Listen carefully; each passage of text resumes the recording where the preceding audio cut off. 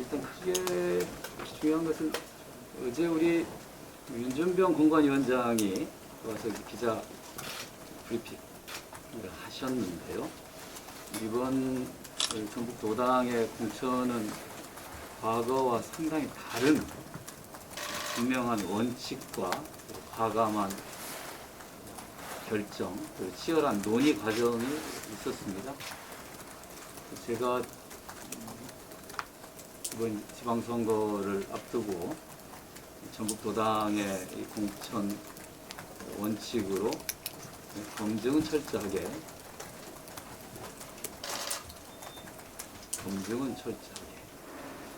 그 다음에 뭐였더라? 혁신은 과감하게, 경선은 공정하게, 이거를 내걸었거든요. 그 원칙에 따라서 진행되고 있는 겁니다. 검증위원회에서 당에서 제시한 기준에 따라서 엄격한 검증을 실시했고요. 그에 따라서 예상치 못한 검증의 벽을 통과하지 못한 후보가 전주의 임정혁 후보였죠. 그와 관련된 논란과 반발이 여전히 좀 지속되고 있었습니다. 또 하나는 서류 검증입니다. 이번에 교육 이수 16시간을 달성하지 못한 후보들 한 20여 명이 아예 그 심사 과정에도 오르지 못하는, 서류 단계에서 탈락하는 또 초유의 사태가 있었습니다.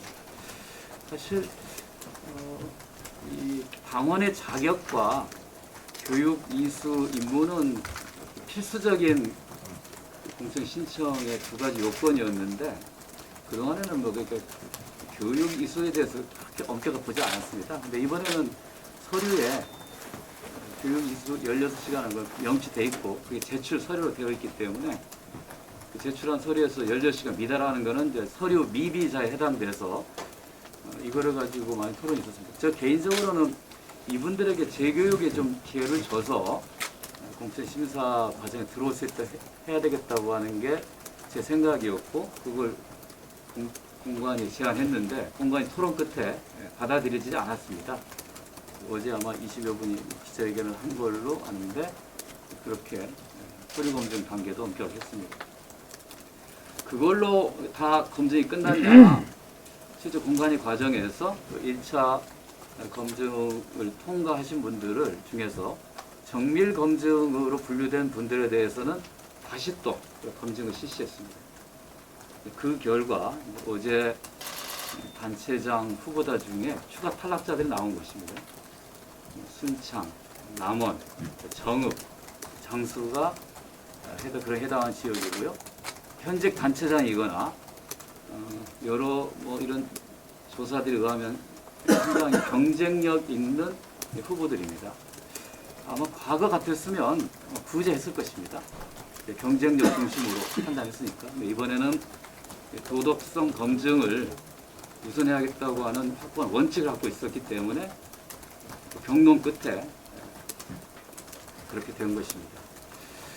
한편으로 보면 너무 가혹한 검증을 하는 게 아니냐라고 반론을 제기하신 분들도 있겠지만, 이번에 이런 과정을 거치게 되면 앞으로 지자체장들이 재임 기간 중에 이러저러한 이유로 불미스러운 일을 겪게 되는 일을 스스로 피하게 될 것입니다. 즉 자기 관리를 철저하게 하게 될 것이라는 것이죠. 그러면 우리 도민들은 내가 선출한 시장과 군수가 이런저런 일로 이름이 오르내리는 그 불명예를 피할 수 있을 것입니다.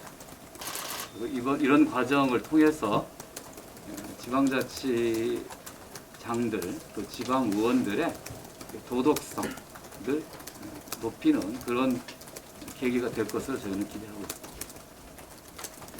일단 이번 지방선거 관련된 공천에 대한 부분들은 제가 먼저 좀 설명을 드렸는데, 관련돼서 먼저 질문 있으시면 그 다음 또 말씀 좀 드리도록 하겠습니다.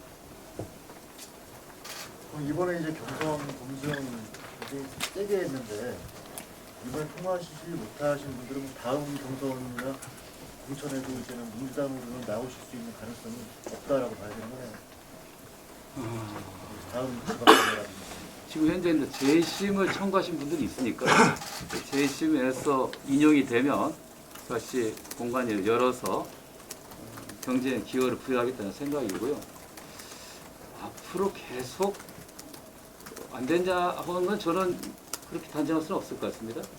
왜냐하면 그분들이 관련된 혐의를 사법 절차를 통해서 벗어난다면 이 다음 선거에서는 민주당은 그분들을 받아들이지 않을 이유가 없을 것이라고 봅니다. 상업적인 문제가 아니라 뭐 그전에 갔던 일 때문에 도덕적인 문제 때문에 안 되신 분들이 향후 4년 후에는 8년 후에 되느냐 안 되느냐 그거는 이제 4년 후에 또 다른 기준이 있을 수 있을 테니까 지금 그거를 미리 판단할 수는 없을 것이라고 봅니다. 기준은 갈수록 강해지는 거 아니겠어요? 그러니까 16시간 교육 말씀하셨는데요. 16시간 교육이 어떤 교육인가요? 뭐 당원 교육인가요? 아주 다양한 교육이 있습니다. 그중에는 뭐 선거법 관련 내용도 있고 또 성평등 교육도 있고 어떤 민주당의 뭐 정책 노선에 대한 교육도 있고 또 뭐 이런 교양 교육도 있고 어떤 내용이든지 간에 당 차원의 교육.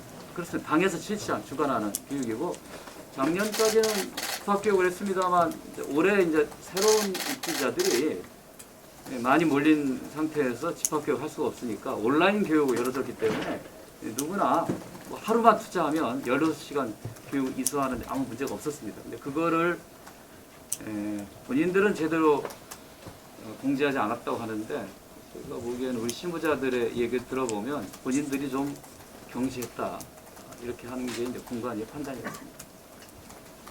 당비를 미납하는 경우 일괄 납부해서 부지해주기도 하잖아요. 옛날에는 그랬죠. 지금은 당비 납부도 좀 그런 예, 경우 안 합니다. 있잖아요. 끊없이는 편법을 계속 이야기한다고 그래서 예. 지금은 몇 개월 전에 가입하고 6개월 이상 당비를 납부한 사람에게만 권리당원 자격을 부여하고 또 피선거권도 당의 후보로 신청할 수 있는 자격도 똑같이 제한을 두고 있습니다. 당비를 납부하던 당원들도 일괄 납부하면 부지해주고 그랬잖아요. 옛날에는 그랬죠.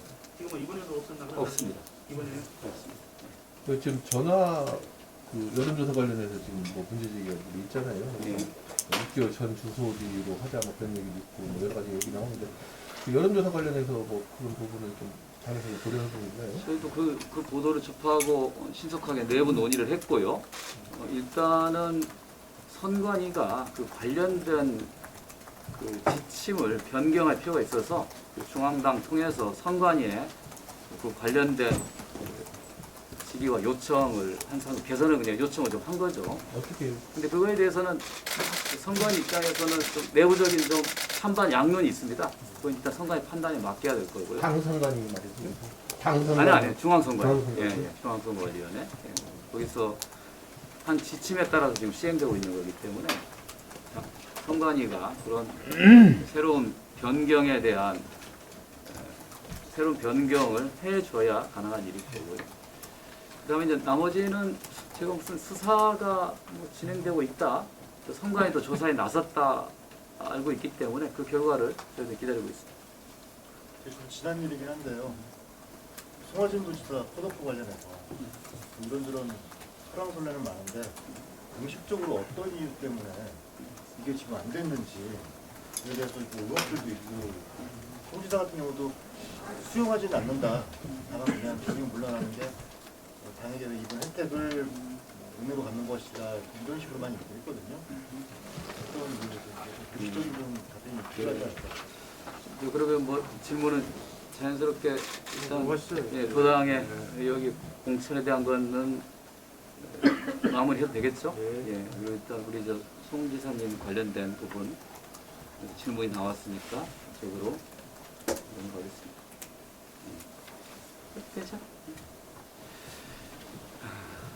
일단 마음이 아픕니다. 송 지사님하고 오랫동안 같이 활동을 해왔고 또 제가 도당 위원장으로서 그 공관위원회에 들어간 그 사람으로서 좀 마음이 아픕니다. 어떻게 보면 송지산님을 지켜드리지 못한 거죠. 그런데 이런 결정이 누가 어떤 한두 사람에 의해서 이루어졌을 것이다. 그 특정 세력의 개입이 있었을 것이다 라고 판단하는 건 사실과 전혀 다르다. 말씀드립니다. 당은 선거를 치른 조직입니다. 지난 대선에 가깝게 패했고 지방선거를 앞두고 있습니다만 이번 지방선거 어렵습니다. 당의 자체 분석에 의하면 호남 외에는 자신 있게 이길 수 있는 지역이 하나도 없다. 쉽게 하면 참패할 가능성을 보고 있습니다. 특히 수도권 선거에서 우리가 의미 있는 성과를 거두지 못한다면 아마 대선과 지방선거에 의해서 연패하면 아마 민주당은 굉장한 위기에 빠질 것입니다. 그게 바로 당의 고민이 있습니다. 오늘 송영길 대표를 전략 공천에서 포독했지 않습니까? 제가 수천 개 항의 문자를 받고 있는데 제가 대상에 저희는 공관위에서 한 게 아니라 공관위 손을 떠나서 전략 공천에 넘겼는데 명단을 공관위원 아니까 아마 보내는 것 같아요. 철회하고 경선시켜라. 당이 왜 그런 고민할까? 그런 판단할 때 그냥 자의적으로 하는 그렇지 않습니다. 철저한 조사와 데이터 입각한 분석을 통해서 그런 결정을 내립니다. 제가 그 데이터를 제가 언급하지는 않겠습니다. 이런 것처럼 당은 선거를 앞두고 어느 특정 지역이나 후보가 아닌 전국적인 상황을 놓고 어떻게 해야 될 건가 고민합니다. 항상 역대 선거에서 호남은 묶어서 판단했습니다. 광주 전남북 선거를 어떻게 해야 수도권이라든가 다른 영남 지역에 영향을 미칠 것인가 놓고 전략적 판단한 것이죠. 그래서 당에서 자체적으로 광주 전남북의 현역 단체장에 대한 재지지율 조사를 했습니다. 그 결과 이 얘기 해도 되나? 비공개 자료인데. 밖에서는 다 들었던데요. 뭐. 밖에서는 다 알려져 있습니까? 예. 근데 그거는 제가 특정인에 대한 영예에 관련된 문제라서 제가 구체적인 수치는 언급 안 했고요. 일단 간에 전남이 높았고 아주 높았고 광주도 높은 편이었고 전북이 제일 낮았습니다. 이 데이터를 놓고 공관위에서 호남 전체를 놓고 논의에 들어간 겁니다. 뭔가 지방선거에서 승리하기 위해서 호남에서 뭔가 개혁과 변화의 모습을 보여줘야 된다라고 하는 생각에서 그 재지지율 조사가 가장 결정적인 판단의 근거가 됐습니다. 다른 삼선 도전 여부 또는 무슨 고령 이런 것들은 고려 대상이 아니었습니다. 그 지역 주민들이 이 후보를 공천했을 경우에 그걸 원하느냐 안 하느냐라고 하는 민심을 당은 따른 것입니다.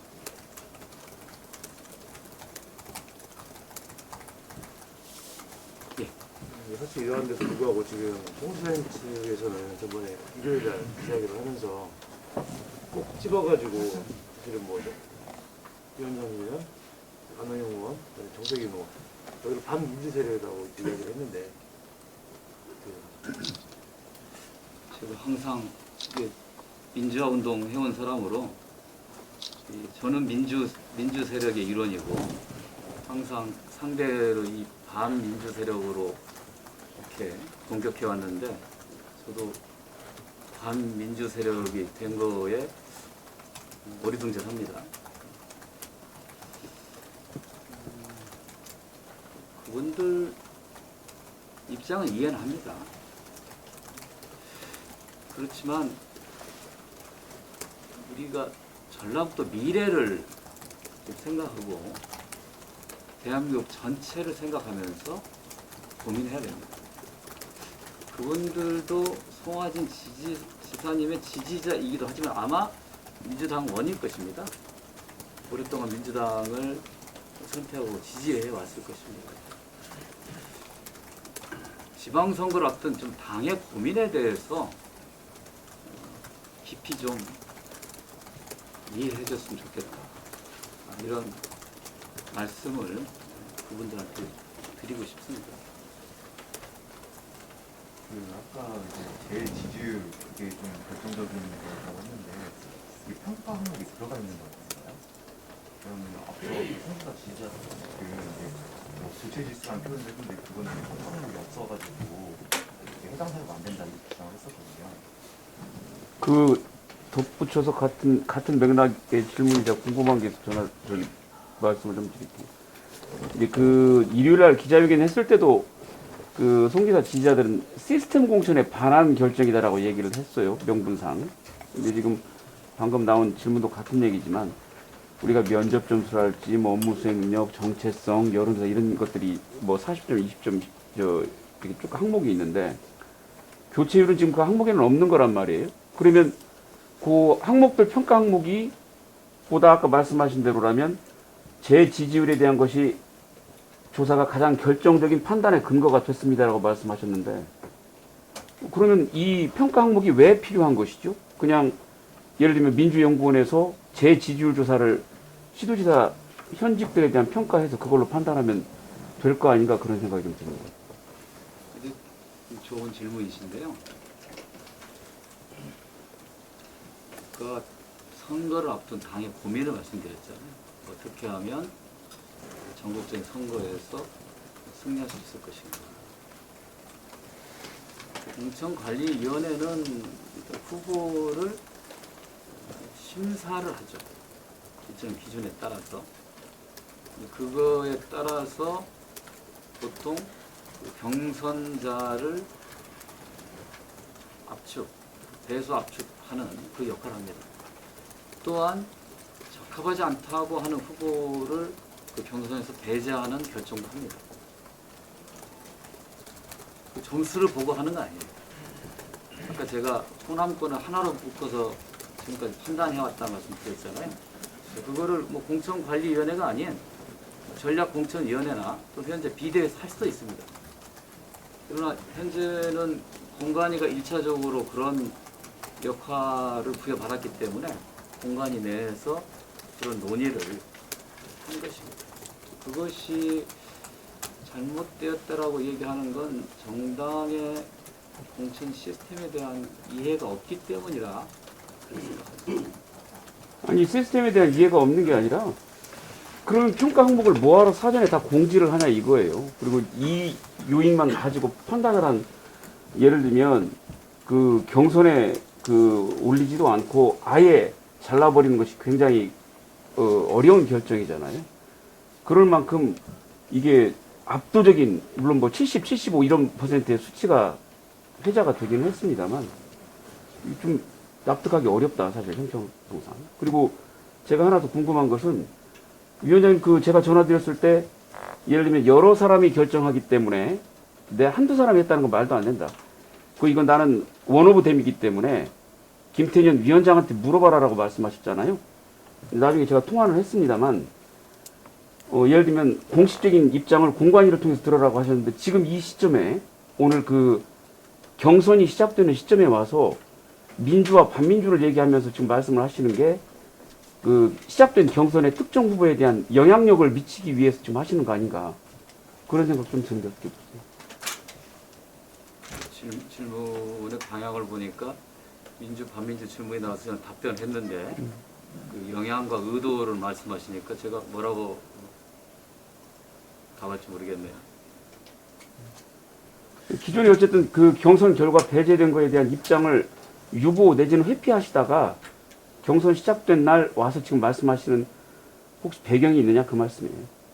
저는 오늘 이런 방문의 목적은 도당 공천 과정, 지금 이제 단체장까지의 공천 작업이 좀 완료가 된 거 아닙니까? 아직 일부 재심이 남아있지만 그거를 말씀드리는 게 첫 번째 목적이었고 제가 설명을 좀 드렸고요. 이 질문이 저는 뭐 나올 거 예상을 했습니다. 질문이 나왔기 때문에 답변을 한 겁니다.